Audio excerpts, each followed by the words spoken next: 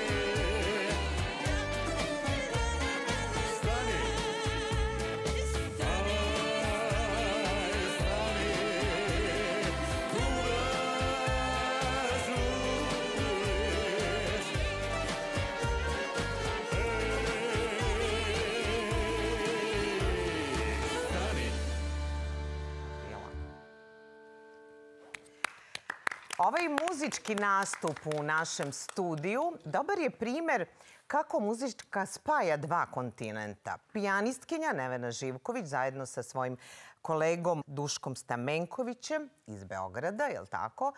I Vladislav Radujković iz Njujorka. Naši su muzički gosti. Dobrodošli svi ovako zajedno.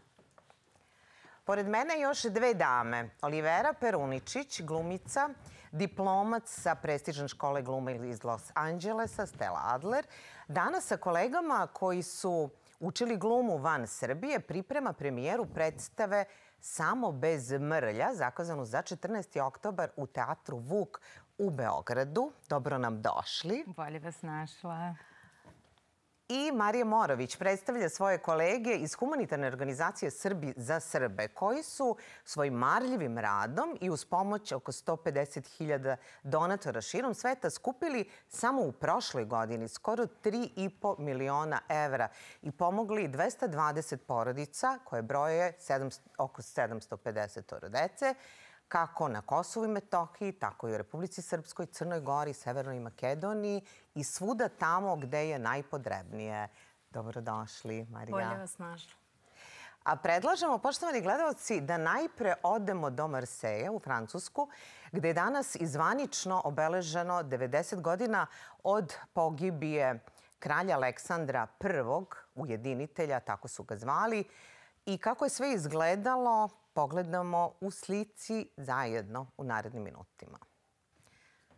Zahvaljujući kolegi Vladanu Jočiću, našem dopisniku iz Pariza, koji je danas boravio tamo, imamo pregled i gostiju koji su bili toga puta, a ekskluzivno za našu emisiju govori i Đorđe Milićević, ministar u vladi Srbije, zadužen za dijasporu, kao jedan od članova vladine delegacije danas u Marseju. Kralj Aleksandar I Karađorđević je posvetio svoj život procesu ujedinjenja svih koji žive na našim prostorima. Aleksandar ujedinitelj pre 90 godina ovde u Marseju u Francuskoj dao je svoj život za ideju Srbije kao centra ujedinjenog i udruženog Balkana, ujedinjenog i udruženog regiona, tada mlade, ali priznate, međunarodno priznate države Jugoslavije, koja je svrstana u red velikih nacija. Ono što nisu uspeli te 1934. godine, uspeli su 50-60 godina nakon toga. San koji je sanjao Aleksandar I Karađorđević, nažalost, je nestao u vihoru rata, potpomognuti idejom i interesima velikih koji su smatrali u tom trenutku da Balkan ne može da ima jaku i stabilnu državu koja će voditi samostalnu politiku. 90 godina nakon ubistva Aleksandra I Karađorđevića ovde u Marseju u Francuskoj, sa ponosom danas šaljemo jasnu poruku. Srbija je danas jaka i stabilna. Srbija je danas pokretač čitavog regiona. Srbija danas okuplja, Srbija danas integriše. Srbija danas ima snage, spremnosti, sposobnosti, odlučnosti i hrabrosti da brani i štiti svoj narod i da bude u svoj narod onda kada je najteže, kao što je danas u svoj narod na prostoru Kosova i Metohije. Kao i u periodu Aleksandra I Karađorđevića. Srbija je danas međunarodno poštovana, Srbija je danas uvažavana. Veoma je važno da na današnji dan, 90 godina nakon ubistva Aleksandra I Karađorđevića, baš upravo iz Marseja, ovde iz Francuske, pošaljemo jasnu poruku o neophodnosti jedinstva, neophodnosti okupljanja, jedinstveni gde god bili. I tako je bilo danas u Marseju. Zahvaljujemo našim reporterima na ovim ekskluzivnim snimcima. Isto tako vodimo vas i na Oplenac, gde je danas održan parastos Aleksandru I u čast.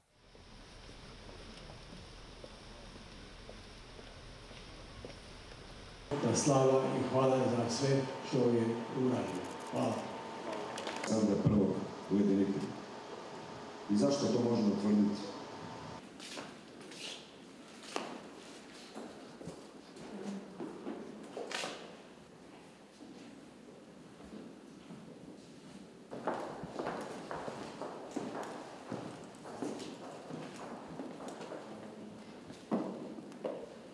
Kralj Aleksandar zajedno sa vojvodom Živojinom Mišićem.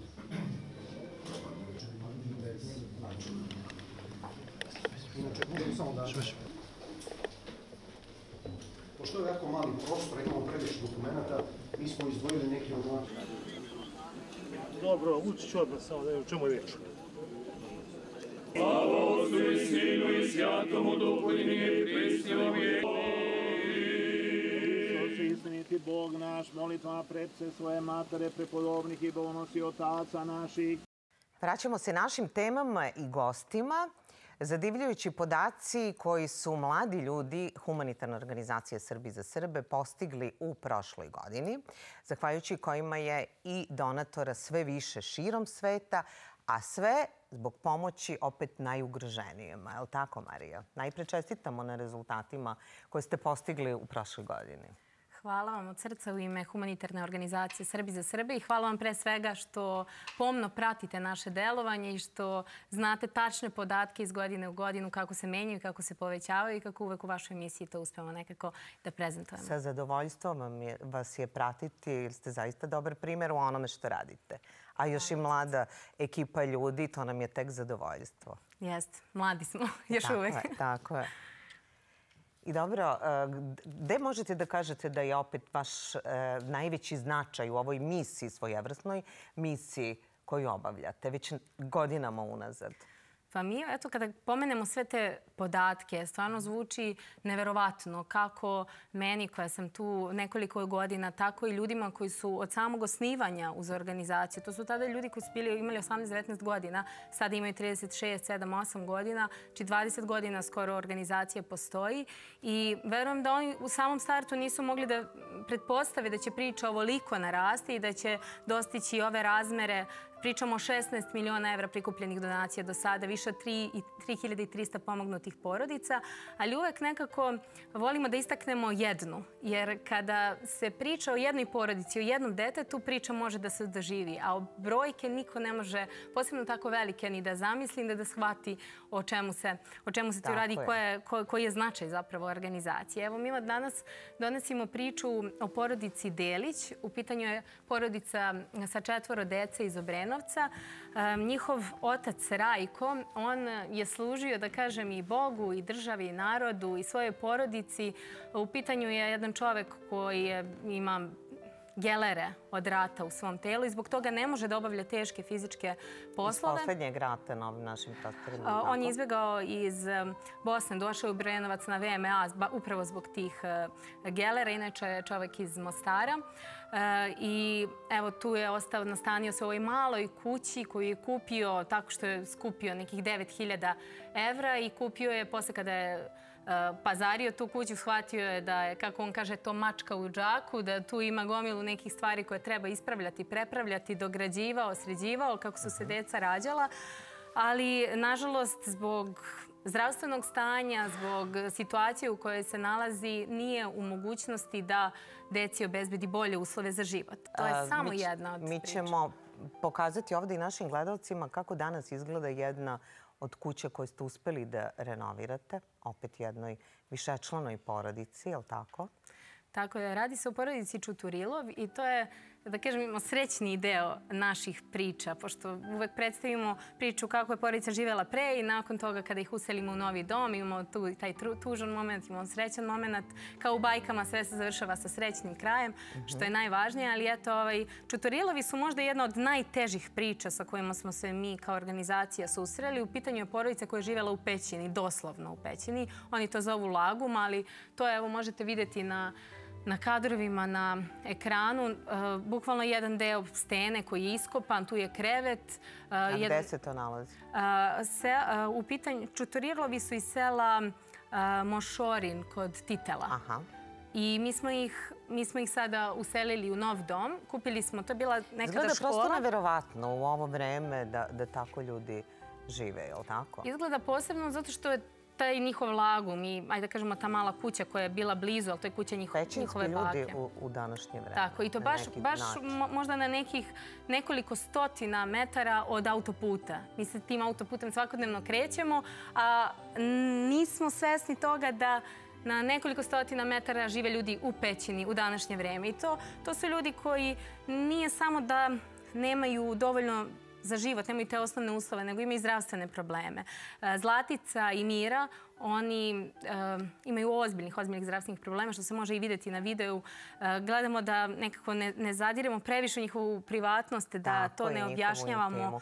Dovoljno je to da im pomognete. A opet i cilj ove naše priče na današnji dan kada je obeležavamo, je li tako, dan davanja, darivanja, kažu da smo bogati onoliko koliko dajemo, a ne koliko primamo.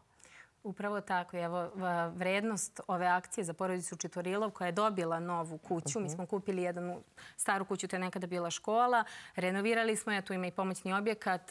Krov smo sredili, fasadu, unutra sve prostorije, sve što je bilo potrebno.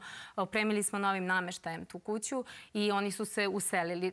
Sama akcija trajala manje od pola godine. Znači, mi smo za pola godine uspeli da snimimo priču o njima, da prikupimo donaciju s pomoć velikog broja donatora širom sveta. Vrednost pomoći je oko 5 miliona dinara, znači oko 60.000 evra, tačnije 58, da budemo precizni.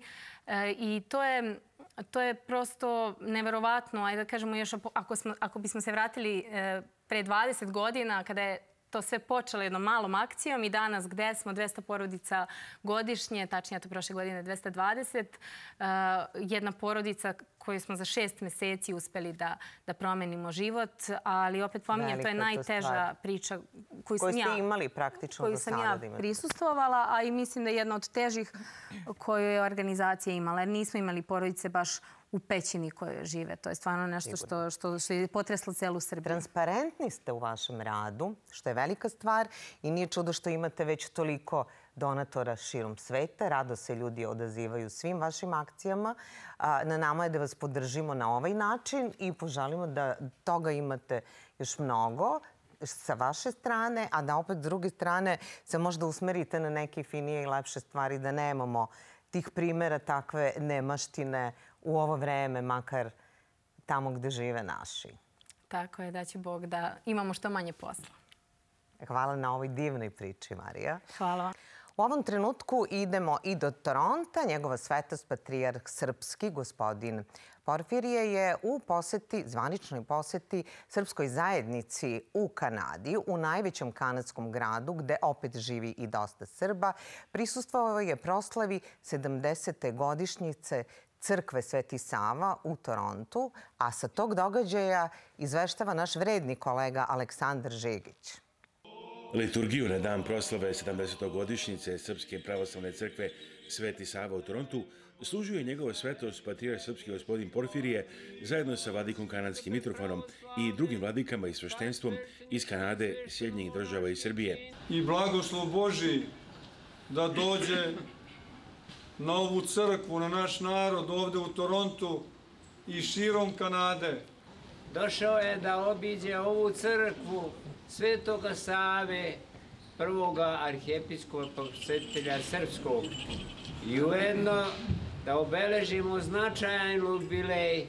Patrijarh Porfirije govori u drugom delu dana, kad je održan svečani banket u sali u delu Toronta North York. Među zvanicama bio je član vlade provincije Ontario, Willem Bouma, što govori o značaju srpske zajednice u Kanadi. Hvala i predstavnicima lokalnog parlamenta na ljubavi, na razumevanju, na podršci. Meni je jako drago da je došao da poseti Kanadu, da vidi ovde je velika dijaspora i ovde je dijaspora koja podržava crkvu. Evo, videli smo i šta kažu Kanađani, je li tako, kada obeležavamo ove značajne jubileje. A naš gost koga ste bili u prilici da vidite pre samo nekoliko minuta, je li tako, nam dolazi iz Njujorka i bili ste takođe paroh one čuvene crkve naša na Manhattanu, Svetog Save, koja je gorela, koja je sada u fazi obnove. Nije se nešto preterano odmaklo u svemu tome. Takva je prosto situacija, nego obzirom da nam dolazite iz Njujorka, što možete da nam kažete za našu srpsku zajednicu koja danas živi tamo? Pa volio bih da kažem mnogo toga lijepog, ali iz nekog razloga ta naša zajednica je situacijom sa tom crkvom prije 7 godina kada je izgorila malo se i razišla, malo se rasplinula po tom njujorškom dijelu svijeta. I volio bih da mogu da kažem da ima mnogo razloga za sreću i radost, ali moramo malo više da radimo na tom da se ta zajednica ujedini. Kao što moramo da radimo više i na obnovi te crkve. Prosto kao da je taj požar još uvijek negdje tinja i moramo malo više da se ujedinimo. Ovi kadrovi iz Kanade svakako obećavaju i to su sve kadrovi koji govori o tome šta sve moramo da uradimo, ali ako Bog da, evo, uskoro ćemo nešto i da počnemo da radimo po tom pitanju. Da, verujemo. Vi se bavite dosta i umetnošću. Jeste iz porodice gde je, dakle, vaš otac, koliko znam, u Banja Luci, je li tako? Jeste. Je i osnovao i sagradio, možemo da kažemo na neki način, zajedno sa svojim parohijanima, ako se ne varam, negde 26 crkava, je li tako? Ne smijem više ni da brojim. Mnogo crkava i ne samo crkava, nego uopšte te neke crkvene imovine koje je u vrijeme komunizma oduzeta bila od crkve. On je uspio da vrati, uspio je da nekako ne samo gradnju, nego i taj papirološki dokumentacioni dio. Ali ono na što sam ja kao njegov sin najviše ponosan, to su ta takozvana crkvena društva. Od pjevačkog društva Jedinstvo preko Kola srpskih sestara, crkvenog vrtića, Anđelak, Svetosavske omladinske zajednice. To su sve neka udruženja koje su nekada davno prije Drugog svjetskog rata funkcionisala u okviru crkve. A evo ponovo, hvala Bogu, i mnogo mladih ljudi se priključuje tome. Jer vidite, kada govorimo o gradnji, ne znače nama mnogo sami zidovi ako tu nema te žive crkve i ako nema žive zajednice u svemu tom. I ako nema tog brojnog okupljanja, jer to sabiranje naših ljudi je nekako najzgodnije, to će i Olivera, naša gošća, da nam potvrdi tamo u nekom svetu daleko, je li tako, da ta crkva dođe onako kao jedan stožer okupljanja svih naših ljudi. Ja sam to govorio još od prvih dana kad sam otišao u Ameriku, kad sam se upoznao sa jednim drugačijim načinom funkcionisanja života naše crkve, da je crkva ne samo vjerska zajednica i vjerski objekat gdje se okupljamo zbog liturgije, zbog molitve, nego i jedan socijalni centar gdje naši ljudi prosto tu pri crkvi pokušavaju da organizuju svoj i kulturni život i sve drugo što nam je potrebno. Znate, mi ovdje u Beogradu ili u Banja Luci ili bilo gdje, mi imamo i pozorište i bioskop i sve ono što nam je potrebno za jedan kulturni život, a tamo nam je crkva nekako taj osnov svega gdje pokušavamo pri crkvi, uz crkvu ili nekim resursima crkve da pokrenemo i sve ostalo što se tiče našeg naroda. Mene sada zanima šta vi vidite u ovom trenutku kao svoju najveću misiju? To kulturno povezivanje kroz pesmu, kroz sve drugo. Upravo moj dolazak ovih dana u Beograd jeste vezan za jednu ideju o kojoj ne bih smio da govorim mnogo jer je još uvijek ideja. Ali radimo, pokušavamo, trudimo se da uvežemo Republiku Srpsku i Srbiju u jedan, ja bih ga nazvao festival, iako to nije klasičan festival, nego kulturna dešavanja koja bi se dešavala u gradu Njujorku, pa ako Bog da to zaživi u Njujorku, da malo proširimo i po drugim gradovima u okolini Njujorka kao što je Washington, Boston i tako dalje.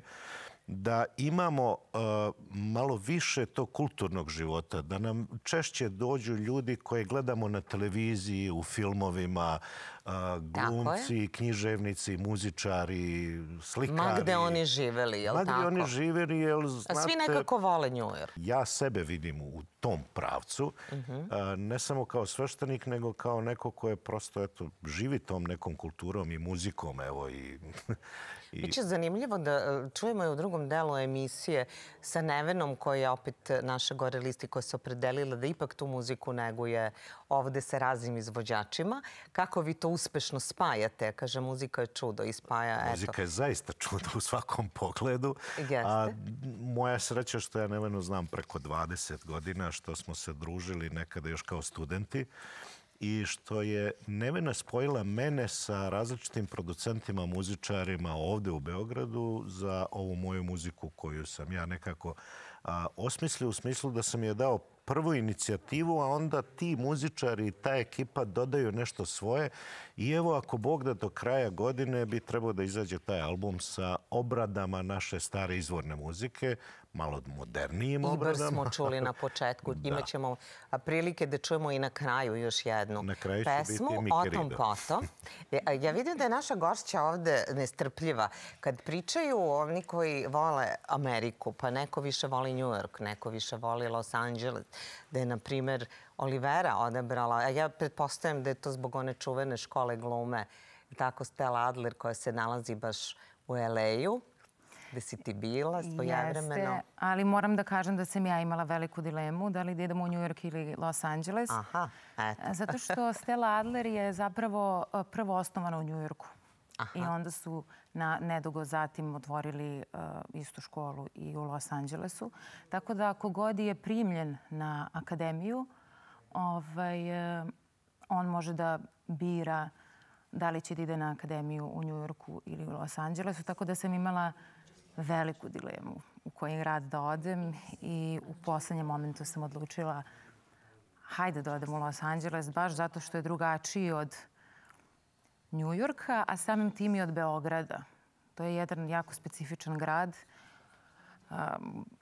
za koji treba neko vreme da prođe, da se razume, shvati i na kraju da se zaista i zavoli. Jeste. Uspešno ste priveli tu glumu u kraju. Ovde ste najpre završili psihologiju. Ja verujem da vam je i to znanje iz psihologije dosta pomoglo i dan danas pomaže u onoj profesiji koju ste vi definitivno odabrali da vam bude negde budućnost, a to je gluma. Pa ste sve to znanje sticano tamo opet među velikim i hollywoodskim zvezdama, ali ta škola je popularna i za Amerikance. Razni su je završili, je li tako? Tako je. Psihologija mi je svakako pomogla.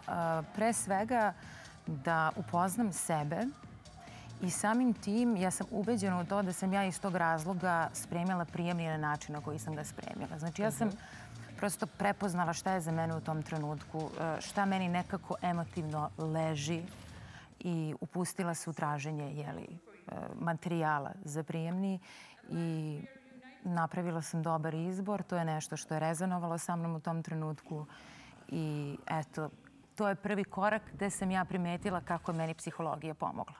Sad je interesantno možda napraviti tu paralelu kako je glumite u LA-u i Hollywoodu, gde ste definitivno imali neke uloge, čak i Shakespeare bio, je li tako? Tako je. Tako je. A sada opet, ne slučajno verujem, sa grupom mladih glumaca koji su opet, gle čuda, tu glumu završili negde van Srbije, po raznim nekim školama glume, prestižnim, je li tako, da napravite sada jednu predstavu Samo bez mrlja, koja će se izvoditi u našem teatru Vuk ovde u Beogradu, je li tako? Premijera će biti već sada 14. oktobra, ako se ne varam. Tako je, premijera je 14. oktobra u Ustanovi kulture Vuk, koji se nalazi na Zvezdari, u 7:30 i odmah sutradan, isto vreme, isto mesto, dakle Ustanova kulture Vuk, u 7:30, 15. oktobra, repriza premijere predstave Samo bez mrlja. Igramo Boris Lukman, Petar Arsić, Milica Vrzić i ja. I režirala je Nevena Dimitrijević, koja je diplomirala pozorišnu režiju na Fakultetu dramskih umetnosti u Beogradu i producent predstave je Arsenije Čavić, koji je trenutno student pozorišne produkcije na Fakultetu dramskih umetnosti u Beogradu. Milica Vrzić, Boris Lukman i ja smo završili, zapravo diplomirali glumu u Americi. Eto opet nekog spoja. Neke američke i srpske priče. Ovoga puta našim prostorima neka slična priča biće daje. A kažite mi šta je možda poruka te vaše predstave? Koga će ona pre svega privući? Ja mislim da će privući od 10 do, kako se to kaže? Od 7 do 70. Od 7 do 70. I preko. I preko. Zato što je priča o odnosima u porodici, pre svega između bračnog para i problemima koje... Sve ono danas što je malo narušeno, je tako? Tako je, nažalost. A što ne bi nikako smelo da bude? Tako je, tako da i odrasli su upoznati sa tom temom, a i nažalost deca koja Sticam okolnosti moraju da prođu, hteli ili ne hteli. Tako je, tako da iz tog razloga kažem, apsolutno je za sve uzrasne dobi. Takođe je, jako je zanimljiva, to je pre svega komedija, doduše mračna komedija, sa elementima trilera. I po meni što je jako zanimljivo je što se žanr menja u toku predstave. Tako da je to za mene jako zanimljivo. A opet i nova iskustva, Olivera, ovde glumiti u Beogradu i na ovim našim prostorima je drugačije nego tamo u Hollywoodu, gde ste počeli praktično glumom da se bavite. Pa jeste, donekle, ali ja sam nekako jako želela da zaigram u Srbiji, u svom rodnom gradu, na maternjem jeziku, sa kolegama Srbima. To me nekako toliko privlačilo i sama ideja. I sećam se da sam još dok sam bila u Los Angelesu zamišljala pre svega da to radim na svom jeziku. Ja mislim da je to opet nešto i od razloga i da je vas vezalo da dođete ovde i zapevate na čistom srpskom. Odlično, hvala vam na ovim pričama.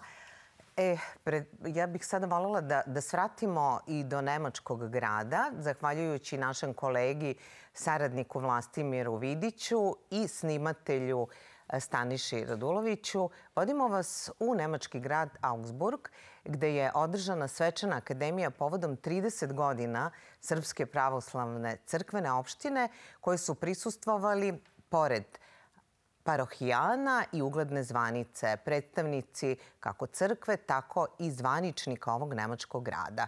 Evo reportaž.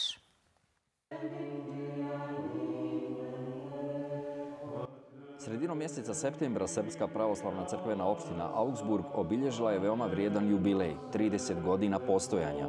U tu čast prvo je održana svečana akademija, a dan kasnije u porti hrama i sveta arhijerejska liturgija. Prema riječima jereja Nenada Živkovića, obilježavanje 30 godina postojanja za Srpsku pravoslavnu crkvenu opštinu Augsburg predstavlja izuzetan događaj koji će biti ujedno i veliki podstrek za budućnost naših vjernika u jednom od najstarijih mjesta u Bajernu, ali i u cijeloj Njemačkoj.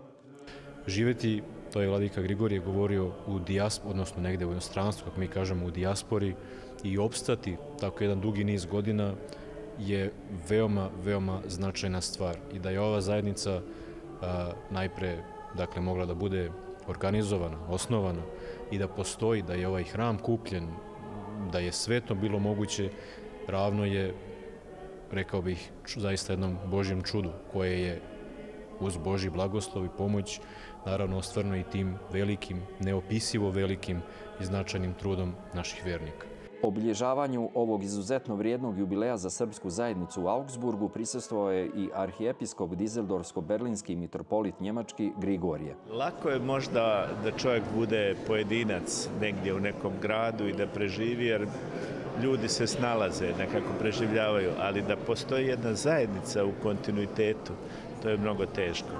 Znamo da je graditi zajednicu mnogo teže nego izgraditi hram ili ne znam nija kuću, i zato je to jako važno. Važno je da smo proslavili ovaj jubilej pred ovim ljudima, da njima kažemo koliko smo mi prisutni kao zajednica i naravno da ćemo i dalje da se trudimo i da nastojimo da živimo tu kao zajednica. Svečanu akademiju povodom ovog događaja svojim prisustvom uveličali su i predstavnici grada Augsburga. Bila je to predivna proslava, a pre svega nama iz grada je važno da ovdje prepoznamo i kažemo hvala za ovih 30 godina. Od 1994. pa do danas svedoci smo bliskog zajedništva u veri, ali i u društveno-političkom životu u gradskoj zajednici. I zajednica se u potpunosti uključila kroz svoj doprinos. Na primjer, u radu augsburških hrišćanskih crkava. To je posebna zajednica u kojoj su sve religije zastupljene tokom proslava mira. Predstavnik grada Augsburga vrlo pohvalno se izjasnio kada je u pitanju integracija naših građana u ovom bavarskom gradu. Ono što nikako ne smijemo da zaboravimo, da u onim vremenima kad smo tek dolazili ovde, evangelistička, protestantska i katolička crkva su pokazale hrišćanski etos i izašli nam u susret, i to je bilo jako važno u ta vremena. Danas su malo drugačija vremena, bilo je ono vreme 90-ih kad smo mi bili prokaženi u političkom smislu kao narod pred ovim svijetom ovde, ali crkva je nekako uvijek gledala šire, dublje i na duže staze. I počeli smo muzikom, red je tako stvarno i da završimo. I opet spajamo ne samo dva kontinenta, nego sve redom, je li tako, Nevena? Tako je. Moram da priznam da sam ja presrećna što se desila ova saradnja, s obzirom da sam ja u mom jednom pređašnjem radnom veku radila puno sa maestrom Vojkanom Borisavljevićem, koji više nije među nama. A koji je često bio naš rad gosta ovdje. Jeste. I sa njim sam stvarno prošla mnoge žanrove koji nisu operski. Palimo ovdje danas i Rastko Aksentijević, njega smo navikli da srećemo u vašoj ekipi. Naš producent nije mogao danas da dođe, ali ja moram da kažem izraz dao je blagoslov. Dao je blagoslov da mi se pojavimo ovde i šta da izvedemo, da se malo čuje tog novog zvuka kome mi težimo i čiji idejni tvorac bio Vladislav, što bi isto naš producent Rastko rekao. Ja ne znam kako je on to spajao. Kaže, ja se toga nikad ne bi setio, ali kaže, kombinacija njegovih ideja, u stvari pesama, izvornih, tradicionalnih, uopšte su stvarno došle. I smo čuli na početku. Šta će to da bude sada? Sljedeća pjesma je veoma popularna naša s ovih prostora kad ja pođuh na Bembašu. Međutim, možda neki naši gledalci ne znaju da je to stara jevrejska sefardska pjesma koju su Jevreji sefardi iz Španije donijeli u krajeve oko Sarajeva. Mi smo je prepjevali, a ja sam imao sreću da sam od jevrejske zajednice iz Sarajeva dobio originalni tekst na ladino jeziku, koji, nažalost, koliko ja znam, nadam se da ne grešim, vrlo malo ili gotovo niko ne govori više danas u tim krajevima. Znam da u Izraelu još koriste ladino jezik. Tako da su prve dvije strofe... Na kom jeziku ćete vi sada pevati? Prve dvije strofe će da budu na ladino jeziku, a treća je kad ja pođuh na Bembašu. Šta ćemo sve naučiti u ovoj emisiji danas što i nismo planirali? Jedva čekamo da vas čujemo ponovo zajedno i dok se vi pripremate, jel tako, za nastup. Meni još ostaje, poštovani gledalci, da vas podsjetim da ste gledali još jedno izdanje magazina Srbija na vezi. Sredom u 21 sat na RTS Svetu. Gledajte nas ponovo i u subotu na drugom programu RTS-a od 11:30 na YouTube kanalu i RTS Planeti kad god poželite. Doviđenja i svako dobro. Izvolite.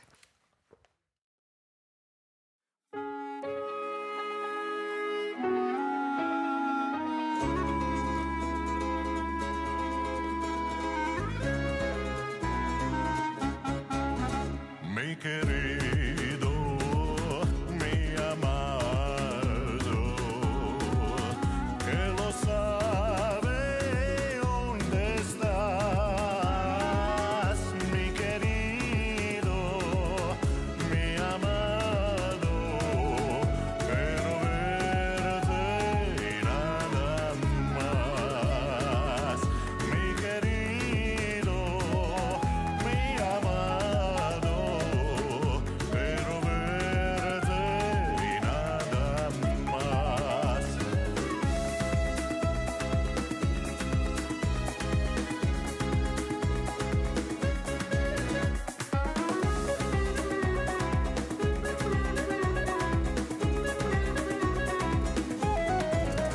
Mi querido, mi amado, vos sos todo para mí, mi querido, mi amado, sto morendo yo por ti, mi querido, mi amado, sto morendo yo por ti.